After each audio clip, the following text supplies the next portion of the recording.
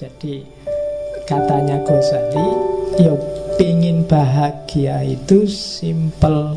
Kita sudah punya semua fasilitasnya. Allah sudah ngasih kita. Apa yang dikasih? Kenikmatan duniawi dan kenikmatan ukhrawi. Semuanya nikmat. Yang pertama, ini ranking 1, 2, 3, 4, 5 itu ranking. Ranking paling atas itu nikmat ukhrawiyah, nikmat besok di akhirat. Sukar dijelaskan, percayalah saja. Karena kalau dijelaskan, penjelasannya pasti tidak bisa eksak. Hasilnya biasanya malah debat. Besok di akhirat kayak gimana? Berapa ya dinginnya surga? Berapa ya panasnya neraka? Kira-kira di surga itu kalau pakai AC itu berapa PK kira-kira? Yang itu susah membayangkan. Ngomong yang eskatologis itu hanya bisa dipercaya. Tapi di sana digambarkan nikmat luar biasa. Cuma kenikmatan surga tidak akan bisa dicapai kalau kita tidak ketemu dengan nikmatnya jiwa, keutamaan nafsiyah. Kalau di dunia ini jiwamu galau, tidak tenang, entah karena apa, tidak mutmainnah, ya kamu tidak akan ketemu kenikmatan ukhrawi. Makanya kan di Al-Fajr itu, ya ayyatuhan nafsul mutmainnah. Kalau makomnya jiwamu belum nyampe mutmainnah, kamu tidak akan ketemu nikmatnya ukhrawi. Jadi jiwamu harus stabil dan nikmat dulu. Kalau di Mizanul Amal, cari nikmatnya jiwa gimana Pak? Yang pertama, akalmu. Dia akan merasa nikmat dengan ilmu. Jadi kita punya akal, bagian dari jiwa kan akal itu. Dia akan nikmat kalau dapat ilmu. Maka sering-seringlah ngasih gizi ke akalmu dengan ilmu. Semakin banyak dia dikasih suplemen ilmu, semakin dia akan merasa senang dan aman. Paham itu bikin tenang, tidak paham itu bikin galau. Teori paling gampang itu. Maka akalmu kasihlah dia kenikmatan dengan ilmu. Terus dirimu, maksudnya kedirianmu, pribadimu, bikinlah dia nikmat dengan warok. Warok itu menjaga diri. Jangan ngawur hidupmu kalau pengen tenang. Ya rumus paling gampang, jangan lakukan yang haram, yang maksiat, jauhi yang syubhat. Kalau kalian jauh dari 3 hal ini, pribadimu akan merasa tenang. Jangan ketipu oleh enak sementaranya yang haram dan yang maksiat, apalagi yang syubhat. Jadi kalau akalmu selalu dapat suplemen ilmu dan dirimu terjaga dari yang jelek-jelek, kamu akan nyaman, jiwamu akan tenang. Terus yang ketiga, meskipun begitu, kamu juga harus memanjakan jiwamu dengan kesungguhan dan keberanian. Hiduplah yang serius, hiduplah yang punya cita-cita, punya target, dan berani. Yang keempat, adil. Adil itu hiduplah secara proporsional, baik di level fisik maupun di level rohani. Jadi proporsional itu ya yang harusnya 10 dikasih 10, yang harusnya 1 dikasih 1. Fisik itu adil, kalau sehari butuh makan 3 kali ya dikasih 3 kali. itu adil. Rohani itu adil, ya sesuai dengan kebutuhanmu. Misalnya sudah waktunya nikah, ya nikah aja. Sudah jatuh cinta, waktunya pacaran, ya jatuh cinta aja, enggak apa-apa. Nggak usah dibendung-bendung, saya anti pacaran Pak, nggak mau jatuh cinta Pak. Kalau jatuh cinta ya jatuh cinta aja, kenapa enggak? Wong itu fitrah. Yang nggak boleh kan melampiaskannya kayak gimana. Tapi yang fitrahmu untuk suka pada lawan jenis, bukan yang sesama jenis loh ya. Itu penuhilah, nggak apa-apa. Kalau ini terpenuhi, kamu akan utama jiwamu, nafsiyahmu tenang, mutmainnah, baru kamu dapat kenikmatan ukhrawi. Cuma syaratnya tidak akan sempurna jiwamu tenang kalau badaniyahmu tidak sempurna. Ya kayak tadi loh, kalau fisiknya tidak adil, waktunya ada makannya kamu puasa terus, harusnya ada tidurnya kamu pakai melek terus, jiwamu juga tidak akan tenang, tidak akan mutmainnah. Harusnya kamu kawin malah bisa 4 kok malah tidak kawin-kawin, itu tidak mutmainnah. Harus dibikin tenang. Karena nafsu itu kalau tidak kamu tenangkan, lama-lama dia akan meledak. Karena dia nuntut terus disuruh bungkem, nuntut terus disuruh bungkem. Pada saatnya dia akan menyusahkanmu. Sama kan kadang-kadang santri itu waktu di pondok tidak boleh lihat TV, tidak boleh baca koran, tidak boleh bawa HP, tidak boleh itu. Begitu keluar dari pondok kuliah, dia yang pertama nyari pacar.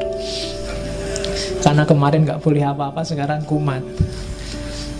Ya, jadi ndak, badaniyahnya beres dulu. Kalau badaniyahnya nggak beres, jiwamu ndak akan beres.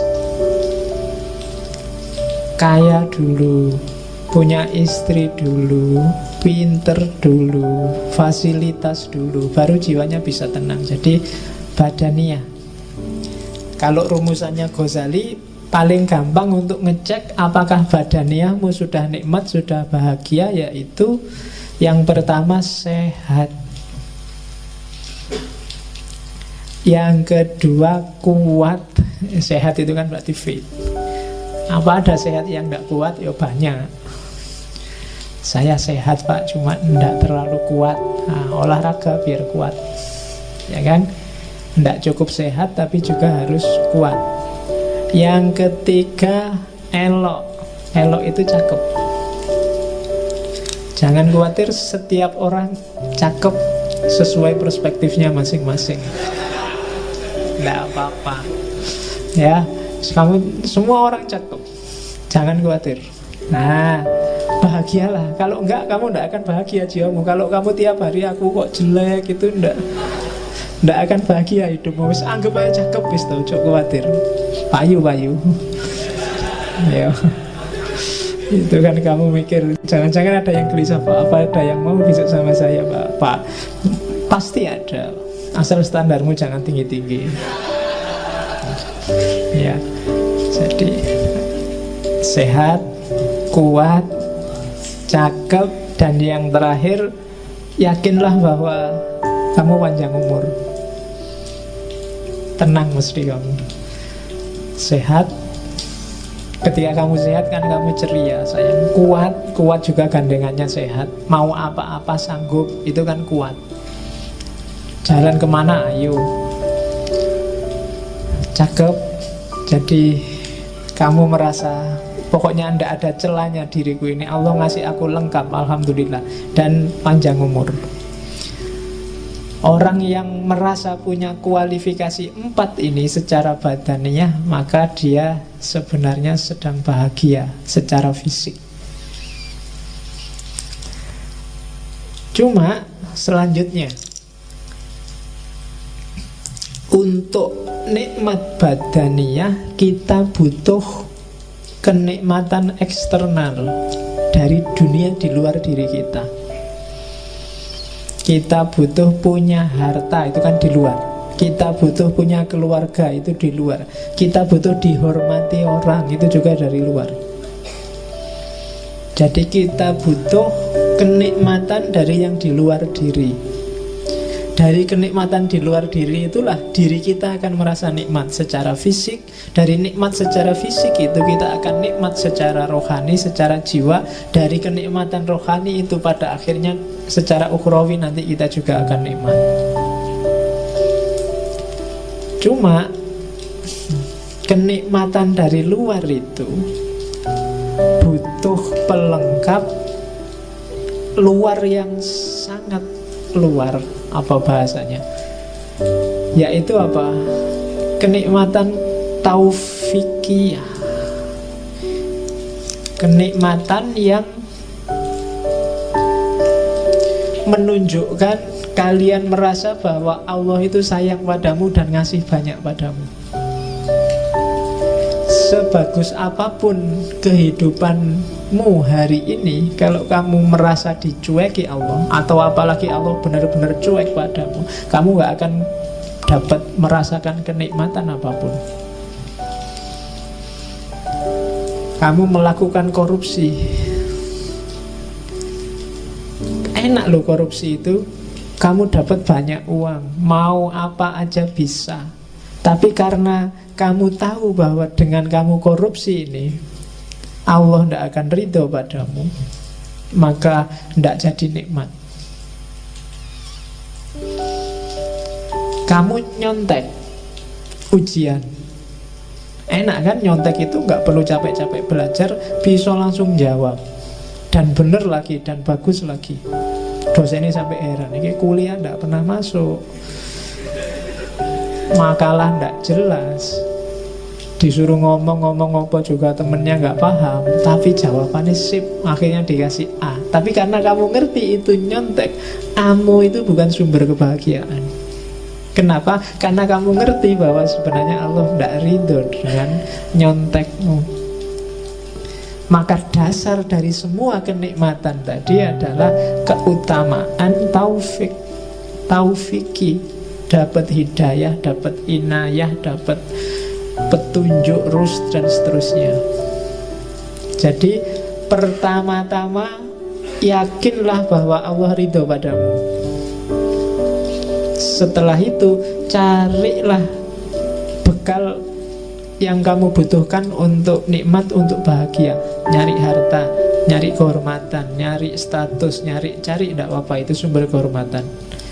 Kalau itu sudah dapat, maka kamu akan dapat kenikmatan duniawi, kenikmatan badaniyah. Dengan bekal kenikmatan badaniyah ini, jiwamu juga akan nikmat, bahagia, akan tenang. Ketika jiwamu bahagia, insya Allah besok akhiratmu bahagia. Bandingkan dengan orang yang sejak awal sudah tidak dapat ridhonya Allah, maka kenikmatan eksternal tadi akan jadi sumber bencana. Kenikmatan badaniyahnya akan disetir oleh nafsunya, maka jiwanya nggak akan jadi tenang. Dan di akhirat juga otomatis kacau. Jadi rumus pertama bahagia adalah pastikan bahwa menurutmu yang kamu lakukan itu diridhoi oleh Allah. Oke, setelah itu baru mikir nyari uang di mana, nyari kerja di mana, nyari istri di mana. Kalau sudah dapat kekayaan, dapat status, dapat kerja, itu kan nikmat. Hasilnya semua itu kenikmatan badaniyahmu. Kamu jadi sehat, kamu jadi kuat, kamu jadi elok, kamu jadi tampan. Kemarin gak punya duit, beli sampo sama sabun aja. Nah kan, kalau duitnya banyak kan sekarang santai, beli parfum, beli make up, malah bisa. Kalau itu sudah terpenuhi kan jiwamu kan tenang. Dan setelah jiwamu tenang, kamu nambah lagi menyempurnakan jiwamu, misalnya dengan cari ilmu, dengan memelihara diri dan seterusnya. Maka ketika kamu meninggal, kamu akan mutmainnah dan kamu akan dapat kebahagiaan ukhrawi.